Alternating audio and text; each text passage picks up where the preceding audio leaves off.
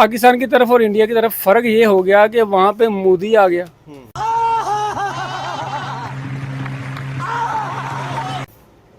हमारे हिसाब से तो मोदी बड़ा जालिम आदमी है। अरे कौन भौंक रहा है ये बदतमीज? ये पाकिस्तानी समझते हैं। हम समझते हैं ना, हम पाकिस्तानी समझते हैं, लेकिन अगर आप उसका वो पूरा दौर हुकूमत जो जब से ये वज़ीर-ए-आज़म बना है, आप उसका पूरी डिटेल देख ले, तो मेरा ख्याल है कि इंडिया में वहद है जो जनाब अपनी कौम और मुल्क के लिए सिंसियर है वो। सिंसियर है। इंडिया के प्राइम मिनिस्टर की बात बताई थी कि पूरी दुनिया के उन्होंने विजिट किए टेक्नोलॉजी समेटने के लिए। अब यूरोप सारा एक हो गया, एक यूरोपीय यूनियन बन गई, तो क्या हम लोग इंडिया, पाकिस्तान, अफगानिस्तान, ईरान, बांग्लादेश, श्रीलंका, इस तरह के जो करीब करीब चाइना हो गया, ये सारे अपना एक सिलसिला क्यों नहीं बनाते?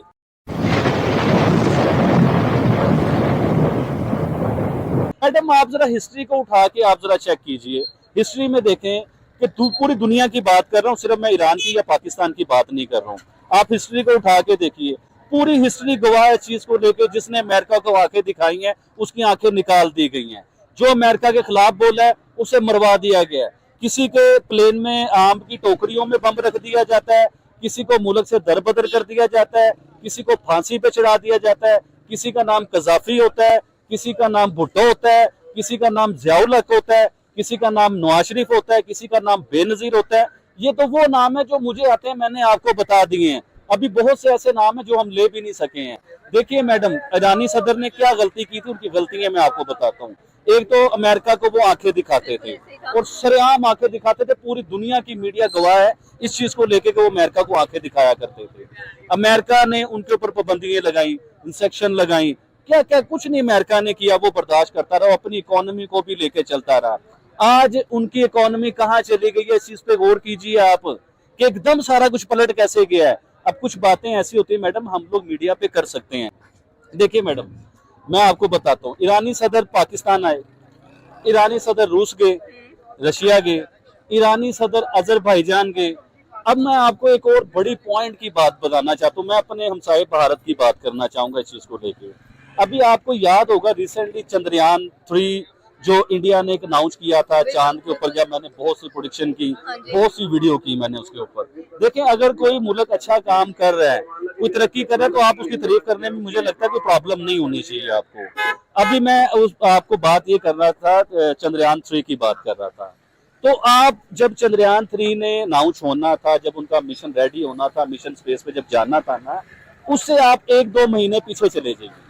आप उन 2-3 महीनों में देखेंगे कि इंडियन जो वजीर आजम है वो उस टाइम पूरी दुनिया के दौरे पे थे, खासतौर पे यूरोप के दौरे पे थे, अमेरिका के दौरे पे, ऑस्ट्रेलिया के, जापानीज, ये सारे दौरे कर रहे थे।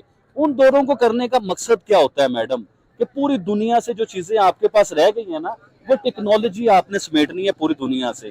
वो सक्सेस हुए, पूरी दुनिया में इंडिया की तारीफ हुई कि वो चांद पे जाके बैठ गए हैं। इसी तरह ही हम आते हैं ईरान के ऊपर। अब मेन मुद्दे के ऊपर आ रहा हूँ, जो आपको कभी भी मेन स्ट्रीम मीडिया नहीं दिखाएगा, कभी लोग आपको ये बात बताएंगे नहीं। ईरान का आपको आइडिया होगा कि पिछले दिनों आप ये सुन रहे होंगे कि ईरान जो है एक एटमी पावर बनने वाला है, ईरान जो है एक बम बनाने वाला है। और मुझे लगता था कि ईरान चंद दिनों में उस बम का तजर्बा करने वाला था, जिसकी अमेरिका को बड़ी शदीद तकलीफ थी जिस चीज को लेके। अभी देखे ना कि ईरान में साइंटिस्ट जो हैं वो मार दिए जाते हैं। अब वो कौन मार रहा है? ईरान में बहुत से कत्ल हो रहे हैं। और बड़े यहाँ पर मैं एक और बात करना चाहूंगी कि दुनिया में कुल कह लें कि 59 मुस्लिम ममालिक हैं, 59 मुस्लिम ममालिक कहने को है, लेकिन इसमें से अगर देखा जाए तो ईरान का प्रेसिडेंट कह लें कि वाहिद थे इब्राहिम रईसी की बात कीजिए, जिन्होंने आवाज उठाई, जिन्होंने कह लें कि सब कुछ किया। मैडम थोड़ी सी बात मेरी बीच में रह गई है, वो आपने मेरी बात जोड़नी है उसके साथ लेके। मैंने अभी इंडिया के प्राइम मिनिस्टर की बात बताई थी कि पूरी दुनिया के उन्होंने विजिट किए टेक्नोलॉजी समेटने के लिए। इसी तरह ही ईरान के जो सदर हैं वो अपने विजिट कर रहे थे, अपने एशिया के विजिट कर रहे थे, क्योंकि इंग्लिश कंट्री या यूरोप तो उन्हें लाइक करते नहीं है। तो अभी देखिए अमेरिका के अंगेज जो है वो रशिया है, चाइना है, जो खुल के सामने आते हैं अमेरिका के अंगेज। तो वो इन लोगों के साथ अपने तल्लुकात बढ़ा रहे थे।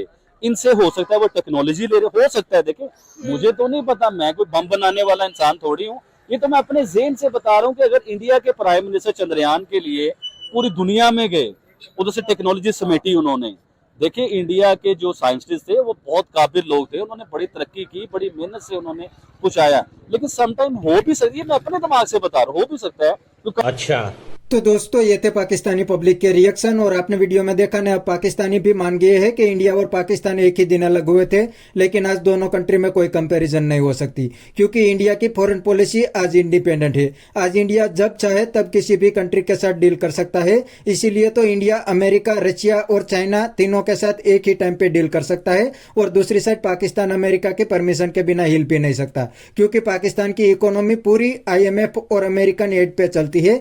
तो पाकिस्तान को तो अमेरिका की बात माननी ही पड़ेगी। और अब तो अमेरिका जब चाहे तब पाकिस्तान को धमकी देते हैं और पाकिस्तान में गवर्नमेंट को भी बदल देते हैं। दूसरी साइड इंडिया में अमेरिका की एक भी नहीं चलती। तो बस दोस्तों आज के वीडियो में इतना ही। ये थे पाकिस्तानी पब्लिक के रिएक्शन। अगर आपको ये वीडियो पसंद आया है तो वीडियो को लाइक शेयर कर दीजिए और चैनल को सब्सक्राइब करना मत भूलिए। थैंक यू, मिलते हैं नेक्स्ट वीडियो में।